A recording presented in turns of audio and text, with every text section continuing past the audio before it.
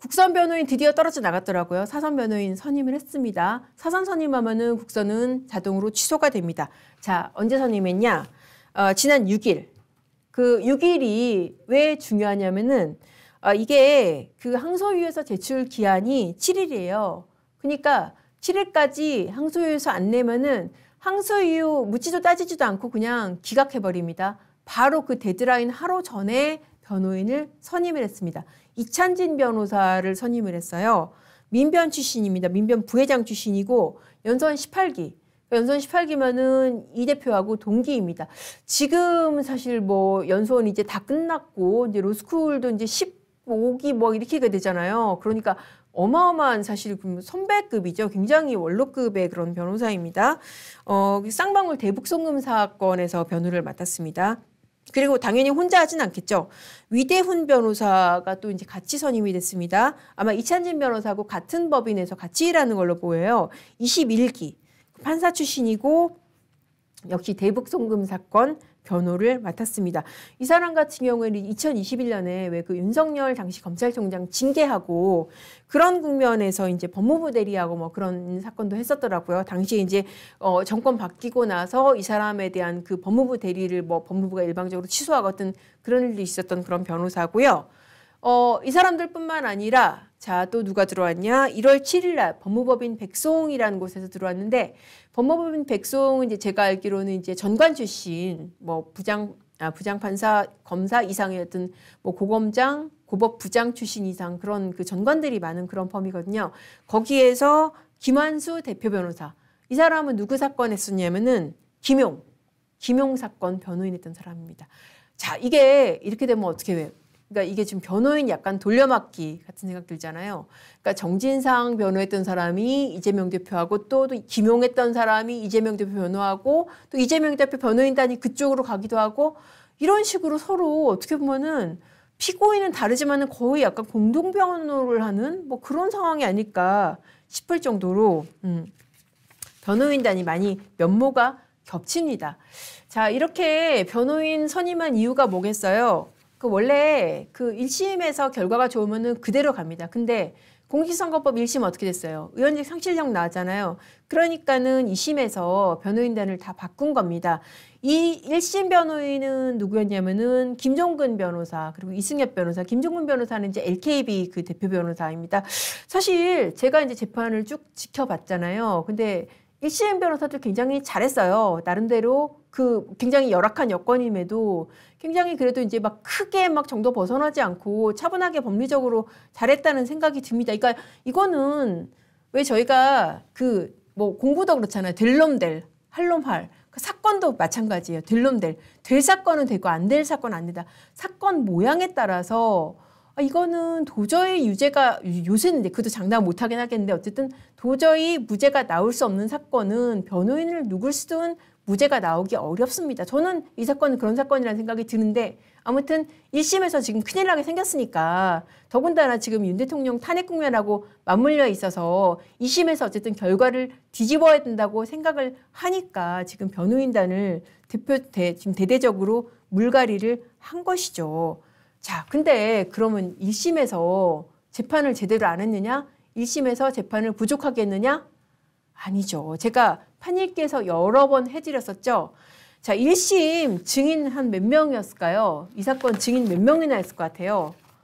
증인 어마어마하겠어요. 지금 간단한 사건이잖아요. 혐의 사실 딱 2개 아닙니까? 김문기 모른다. 그리고 국토부 협박. 그건데 그거 가리려고 증인 50명 가까이 불렀어요. 50명 가까이 지금 불러가지고 증인신문 그 사람들 다 했어요. 뭐 김문기 모른다 관련해가지고 김문기 씨 뭐 유족 아들도 나왔잖아요. 그래가지고 뭐 그런 증언 하지 않았습니까? 아버지가 김문기 씨를 정말 이 대표가 몰랐는지 그거를 가리기 위해서 김문기 씨 아들 유족이 나왔었고 법정에 나와서 이런 증언도 했었습니다. 아버지가 일요일에도 방에서 전화를 받았어요. 혼자 방에 들어가서 전화를 받았는데 누가 전화했어요? 물어보면은 성남시장이라고 했다는 거 아니에요.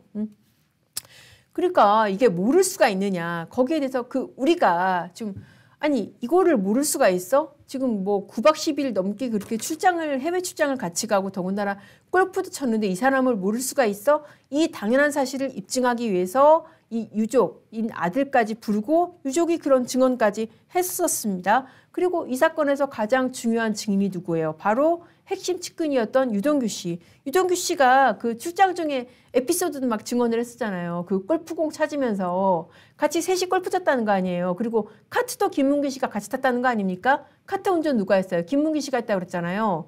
그리고 이제 거기는 캐디가 없다는 거 아니에요. 호주 같은 경우에는.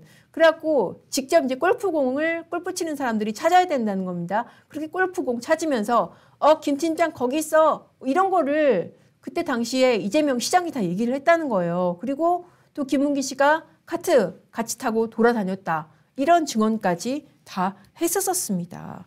자, 그래서 어떻게 됐어요? 지금 김문기 모른다가 통째로 무죄가 난 게 아니라 이 발언 중에서 골프를 치지 않았다라는 발언은 허위다.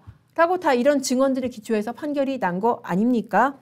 자, 그리고 백현동 국토부 협박, 그러니까 국토부 협박받아서 백현동 4단계 용도 변경했다. 그렇게 말한 부분, 그거는 어떻습니까? 또 증인이 성남시 국토부, 국토연구원, 식품연구원, 이 증인들만 해도 그러니까 꼽을 수 있는 사람은 22명이고 아마 실제로 세보면 더 많을 겁니다. 이 사람들 하나같이 뭐라 그랬어요?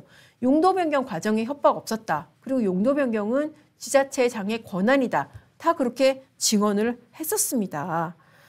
다 이렇게 해서 다 핵심적인 사항에 대해서 본인이 다투는 부분에 대해서 그거 아니다 입증하려고 증인 수십 명 불러서 재판했습니다.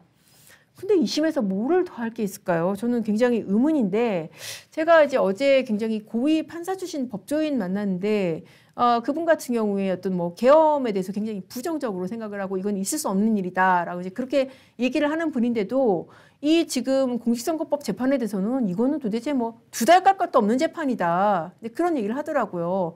이분뿐만 아니라 법조계에서도 아니 이렇게까지 1심에서 지금 1심에서 얼마 동안 했냐면은 2년 2개월 동안 재판을 했습니다. 증인 50명 넘게 불렀고 2년 2개월이 얼마나 긴 기간이냐.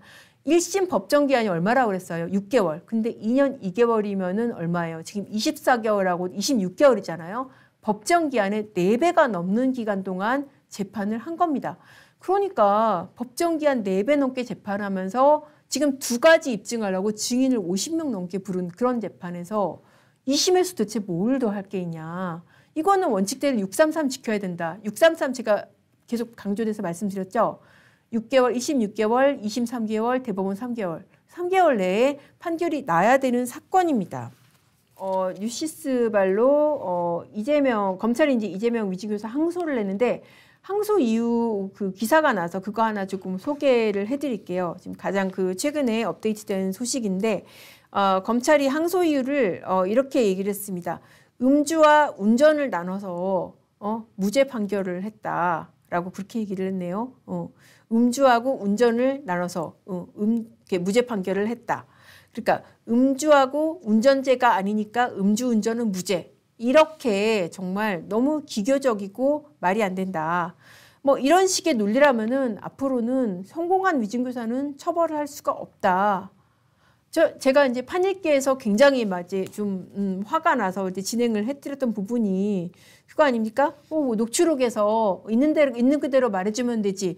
그 얘기가 있다고 해서 이거를 갖다가 위증교사가 아니라고 본 게 1심 판결인 거잖아요. 근데 그런 식으로 나눠서 볼 게 아니라 이게 전후 맥락이라든지 두 사람의 사회적 위치라든지 이런 걸 다 고려해서 봐야 되는 거 아닙니까? 근데 1심이 그렇게 안 보고 다 끊어가지고 말별로 끊어가지고 이 말 있네 무죄 그렇게 썼다는 거예요. 오늘 지금 밝혀진 검찰의 항소 이유가 이렇게 음주하고 운전을 나눠가지고 음주죄도 아니고 운전죄도 아니니까는 음주운전 무죄네. 지금 이렇게 난 거하고 똑같은 거다. 음주하고 운전죄가 아니니까 음주운전 무죄다.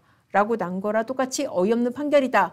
라고 이렇게 항소를 했고요. 저는 이 판결도 아마 2심에서 뒤집힐 가능성이 상당히 높다고 보입니다. 단, 전제는 사법 절차가 정상적으로 돌아간다는. 이렇게 어수선한 때일수록 법원은 원칙과 절차를 지켜야 되는데 그 부분 정말 지켜질지 저는 굉장히 좀 우려되는 부분이고 그래도 아직까지는 우리 사회에서 가장 공정하고 믿을 만한 곳이 법원이라고 저는 제가 지금까지 그렇게 믿고 있었는데 그 믿음 흔들리는 일이 없었으면 정말 좋겠습니다. 우리 다들 같이 좀 지켜보시죠.